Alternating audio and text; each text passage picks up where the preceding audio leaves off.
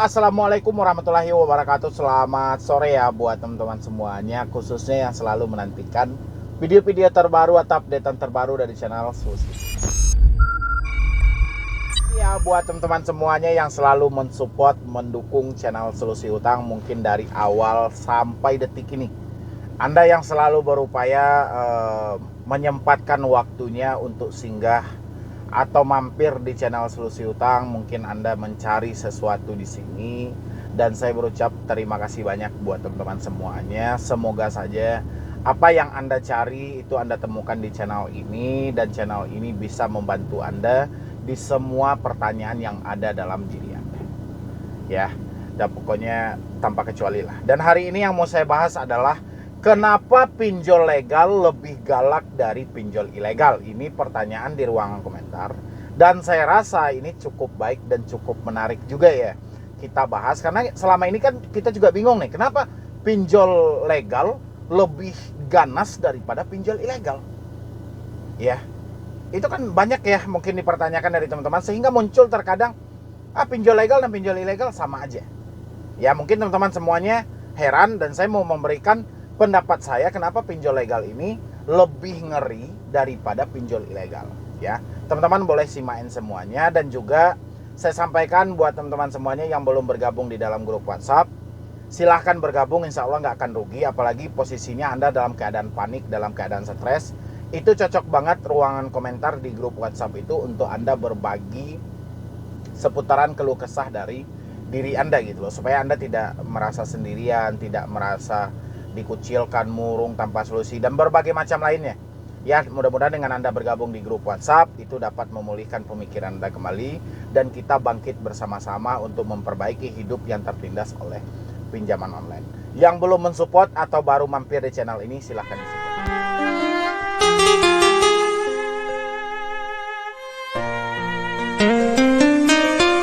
Pinjol legal lebih galak daripada pinjol ilegal ya. Mungkin kita sering juga merasakan ya, kenapa saya harus dicaci maki. Contoh, orang dia terjebak di 4 pinjol legal, nggak ada pinjol ilegal ini nih, 4 pinjol legal, tapi dia diancam lah, dikirimin gambar-gambar yang menakutkan, dikirimin kata-kata yang tidak pantas, dikirimi berupa ancaman, diteror dengan telepon yang tidak berhenti dari berbagai macam nomor gitu ya.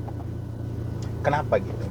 Jadi mungkin menimbulkan pertanyaan gitu loh. Kalau yang ilegal, dia untuk meneror Anda biasanya terang-terangan. Kami dari aplikasi koin emas, Anda bayarkan hutang Anda segera.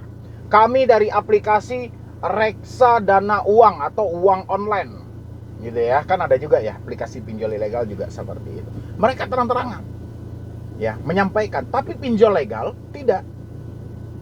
Weh, monyet, babi, ini segala macam, bayar hutangmu, ini. Tapi nggak nyebutin mereka dari aplikasi mana, mereka nggak nyebutin. Mereka mencaci maki Anda. Mereka mengeditkan foto Anda juga. Woi, maling, penipu, melarikan uang perusahaan kami, bayar hutang Anda segera di aplikasi online.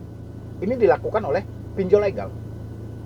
Ya, mereka sengaja tidak menyebutkan nama aplikasinya supaya apa? Karena ketika orang-orang mengadu kepada otoritas jasa keuangan, pasti OJK menyampaikan, mana buktinya? Tidak ada pernyataan bahwa mereka dari aplikasi ini, bahwa mereka dari aplikasi ini. Ya, jadi hal yang pertama, kenapa pinjol legal itu lebih galak daripada pinjol ilegal? Mereka dilindungi. Ya, mereka dilindungi oleh aturan-aturan dari otoritas jasa keuangan. OJK menerbitkan kalau misalnya kita menemukan pinjol P2P lending ya bertindak di luar SOP, kita akan cabut izinnya.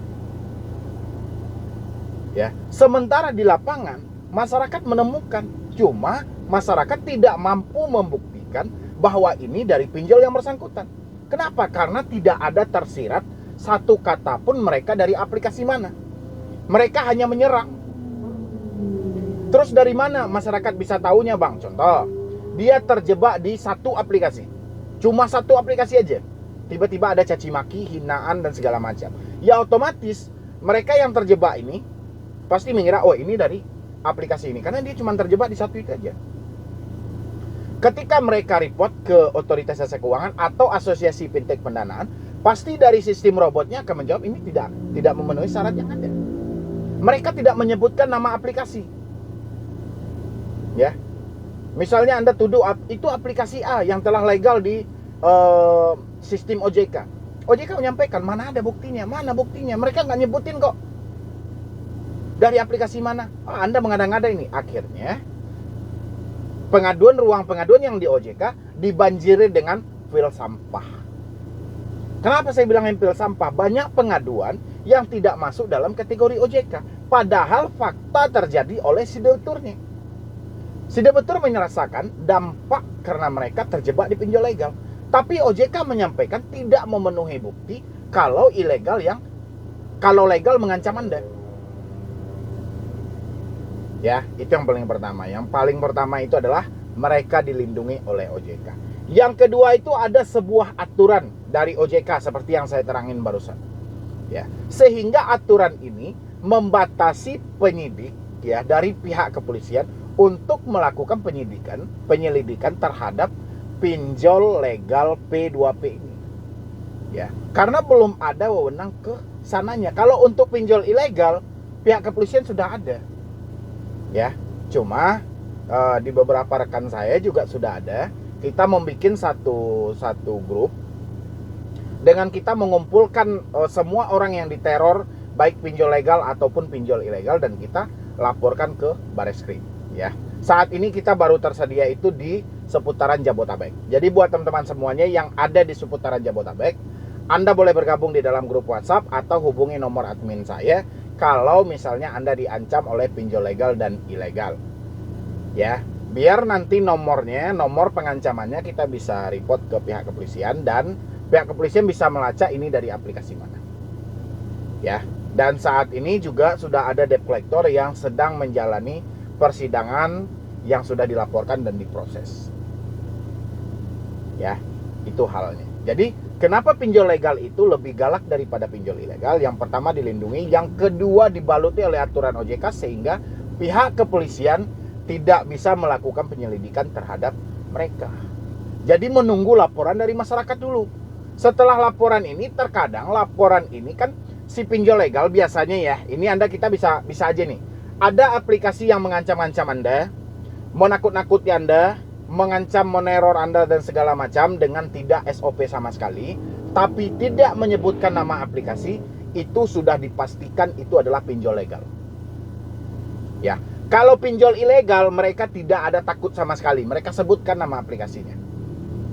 Ya, tapi kalau pinjol legal, tidak. Dia hanya mencaci maki Anda, menghina Anda, tapi tidak menyebutkan dari aplikasi mana.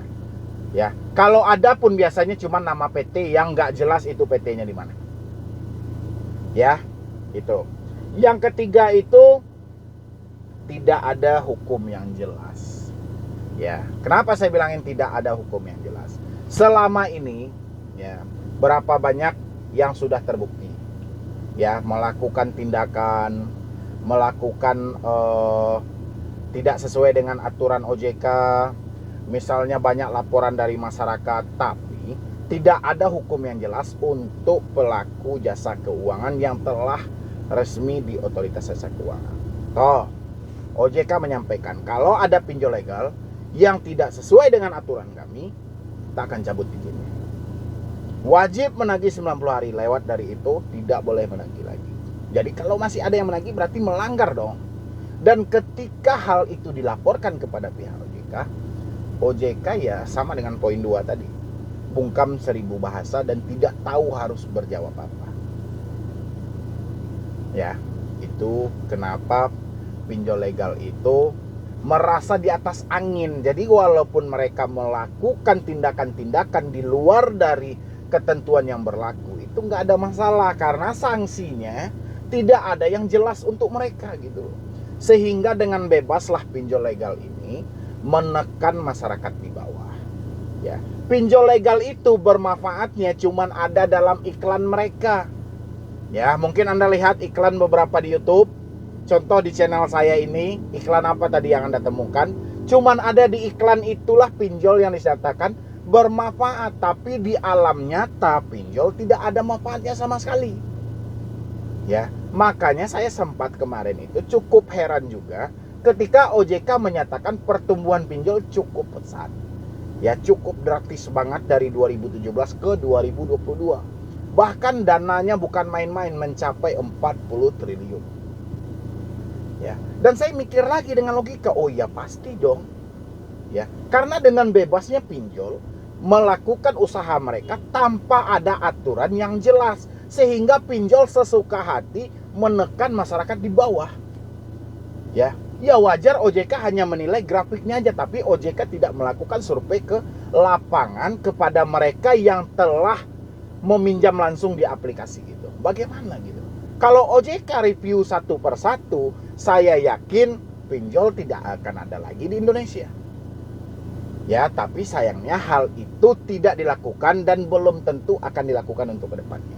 Ya, yang paling nomor 4, ya, yang poin nomor 4, kenapa pinjol legal itu lebih galak daripada pinjol ilegal. Kebanyakan dari kita terkadang, ya, ketika kita mendapatkan ancaman, intimidasi, ditakut-takuti, diteror dengan berbagai macam versi, kita tahu itu terjadi oleh pinjol legal, dilakukan oleh pinjol legal, ya, karena kita terjebaknya cuma di pinjol legal nih ya. Tapi kebanyakan orang malas untuk melaporkan. Jadi Anda itu terkadang cuman berteriaknya itu di ruangan komentar. Ya, contoh kayak saya nih, saya menyediakan fasilitas untuk teman-teman semuanya, khusus Jabotabek aja dulu ya, Jabotabek dengan Jawa Barat lah. Kita menyediakan untuk ruangan Anda. Anda kalau diancam, sesegera mungkin ayo kita bikin laporan. Saya sudah ada adminnya, sudah ada orangnya semuanya. Anda tinggal mengirimkan data-data lengkapnya, kapan perlu Anda hadir ke situ. Ya, dengan begitu, ketika hari ini Anda diancam, hari ini Anda melaporkan, polisi bisa melacak itu dilakukan oleh aplikasi mana. Tapi kebanyakan, ya, dia cuman berkoar-koar di ruang komentar. Giliran kita kasih fasilitas jalannya, malah mundur alon-alon. Kenapa? Takut saya bang.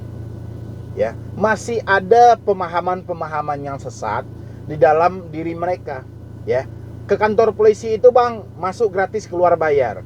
Jadi pemahaman yang seperti itu tolong dibuang jauh-jauh. Ya, karena polisi Indonesia saat ini sangatlah baik, program mereka sangat baik, tujuan mereka sangat baik. Dan kalau untuk kasus-kasus pinjol, kalau Anda benar-benar ingin melaporkan, polisi tanggap kok. Ya, cuman melaporkannya sesuaikan pada tempatnya. Kalau misalnya Anda ada di daerah, jangan perginya ke Kapolsek, tapi ke sekelas Kapolres, karena itu lebih lengkap dari data-data yang ada, atau ke Kapolda terdekat gitu yang ada di kota Anda, itu lebih lengkap, ada tim cybernya semuanya gitu. Ya, jadi kalau Anda bertanya kepada saya, kurang lebih jawaban saya seperti itu. Ya, pertama tidak ada aturan yang tidak jelas, dilindungi OJK, jadi pinjol seenaknya saja karena tidak ada sanksi ketika mereka melanggar. Yang keempat itu, terkadang kita menemukan pelanggaran yang jelas, kita malas untuk melaporkan. Ya, selagi Anda bisa merubah hal ini untuk kedepannya, insya Allah. Ya, yang penting kita masih pakai moto yang sama. Kalau kita diancam dan diintimidasi, stop membayar pinjaman online.